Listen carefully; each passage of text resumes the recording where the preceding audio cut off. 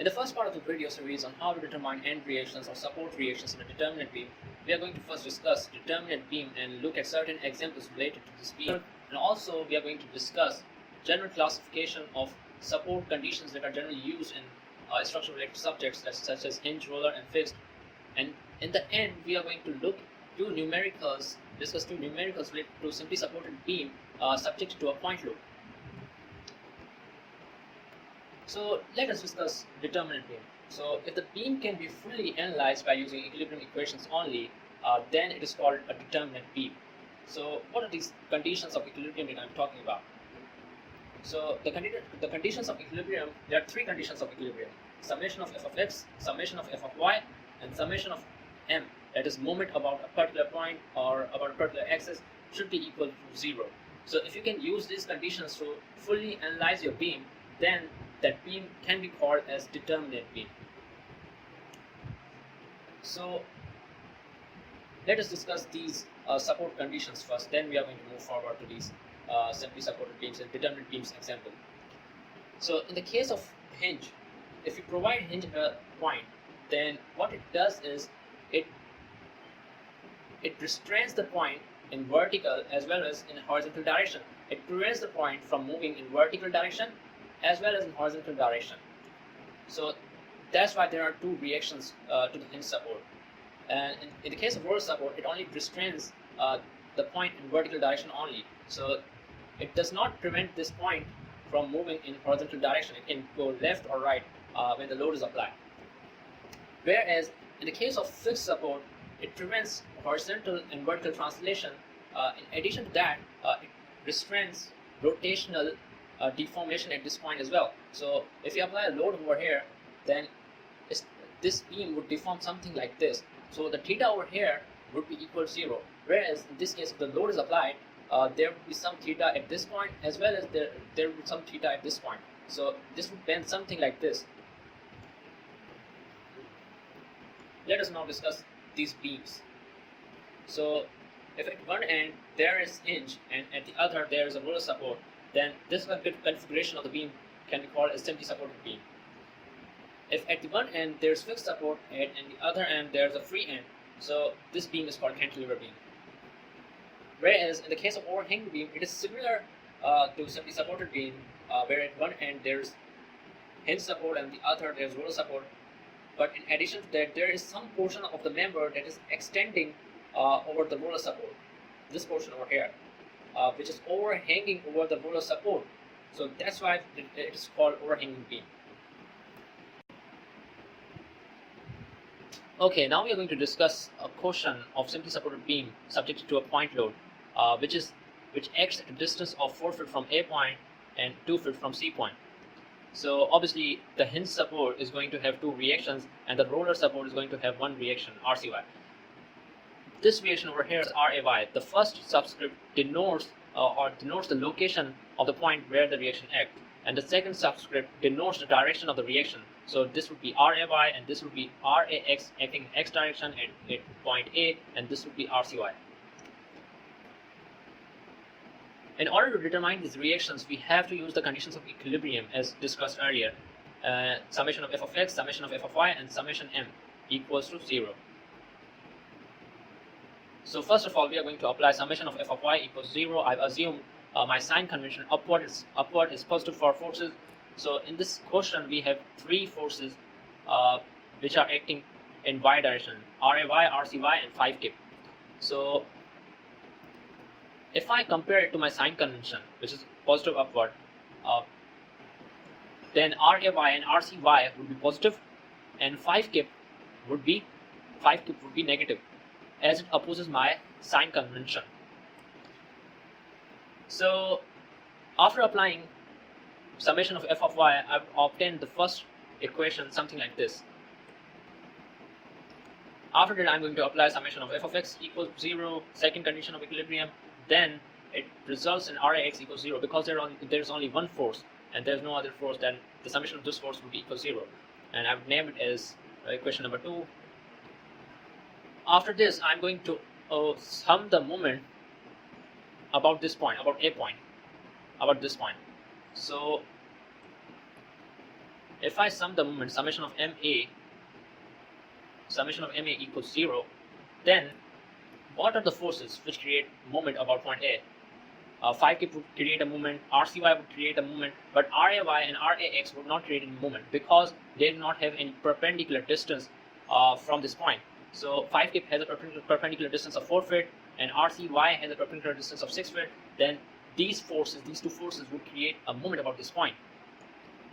So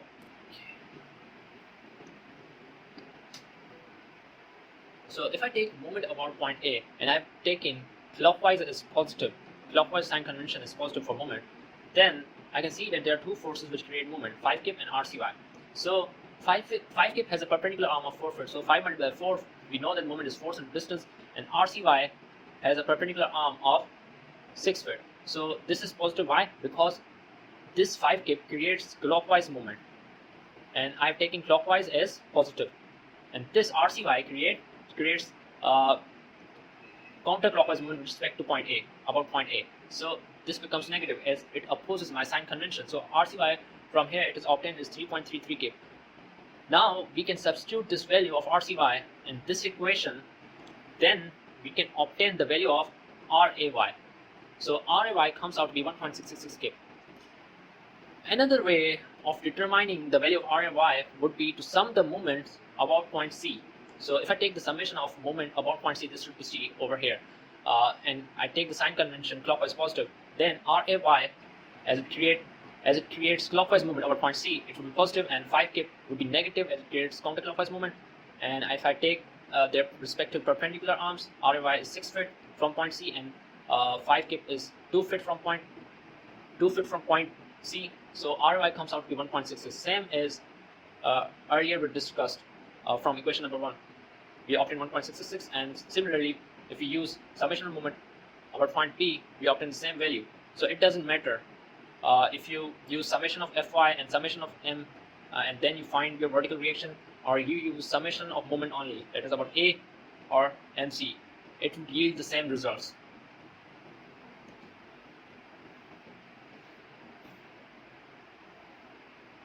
So here we have another question in which the beam is subjected to 2-point loads, and we have certain distance from A to B is 5 feet, B to C 5 feet, same distance all over the beam. And then if we want to determine its reactions, we are going to follow the same steps as we did in the previous question, and we are going to first of all apply summation of Fy upward, taken as upward positive forces. Then we know that there are 4 vertical reactions over here, vertical forces over here, RAY, RDY, 5, 10. So RAY and RDY would be positive as it matches my sign convention, and this would be negative, right, as it opposes my sign convention, minus 5, minus 10. So if I solve it, RAY plus RDY equals 15. I named it as equation number 1. So similarly, if I apply summation of f of x equals 0, we have RAX equals to 0, as there are no other vertical forces over here. So if we sum moment about point A, there are 3 forces which create moment about point A. So this creates clockwise moment, as I have taken clockwise sign convention is positive. So this creates clockwise moment, and this 10 kip also creates clockwise moment. So these both are positive. 5 kip is at a distance of 5 feet, right? And 10 kip is at a distance from this point 10 feet. So and RDY is at a distance of 15. So this would be negative. Why? Because it creates counterclockwise movement, and it opposes my sign convention. So if you solve this, I obtain RDY equals to 8.33 K. If I substitute this value in equation number 1 over here, then I'm going to obtain RAY equals 6.67 kips. So I obtain all the vertical and horizontal reactions for this beam. So is there a faster way to do that? So if you want to obtain this reaction over here, vertical reaction over here, what you're going to do is you're going to first use this formula over here. It says length adjacent to other reaction. This reaction over here, if you're trying to find this reaction, this should be equal to length adjacent to other support. So length adjacent to other support in this case is 2 feet. Length adjacent to other support or reaction. This is a reaction, this is support, and the length adjacent to this is 2 feet. Right? Multiply by the load, 5 kip, multiply by total length, 6 feet. So if you solve this, you're going to obtain the reaction, 1.66 kip. If you if you look at our first question, we had obtained RAY equals to 1.66 kip, the same as we obtained from this formula over here. So if you want to find this reaction, you are going to use the length adjacent to other reaction of support. So what is the length? 4 feet multiplied by 5 divided by 6. Now moving forward. Now can we apply this formula to this beam here to calculate the reactions? Of course we can. So what we have to do is, first of all, we are going to apply this formula for this load and then for this load. So you can see over here that there are two terms over here, this one and this one. So if you want to calculate a reaction for this load, then you have to apply this formula, length adjacent to other reaction or support. So what is the length adjacent to other reaction support for this load? It's 10 feet. 10 feet multiplied by load 5 kip divided by total length. So this is a contribution for this load for this reaction here over here. So plus what is the adjacent length adjacent to other reaction support for this load is 5 feet multiplied by load, that is 10 kip, multiplied by total length, that is 15 kip. So this would give you the reaction over here equals 6.67, which is coming out to be similar to what we calculated earlier, is RAY equals to 6.66. So it depends what you want to do. You want to do the faster way, or you want to